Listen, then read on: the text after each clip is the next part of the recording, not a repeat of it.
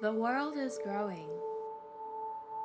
With so many more hungry mouths to feed, global demand for food is rising.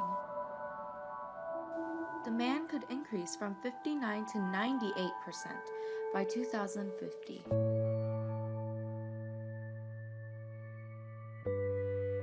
Supply must increase. Efficient farming techniques must be exploited, beginning with hydroponics.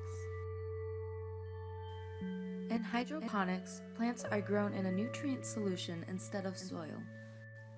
Nutrients are sent directly to the roots, allowing for greater plant yields, less water consumption, and fewer pesticides. Although initial costs may be high, investing in hydroponics means investing in a better and brighter future for all.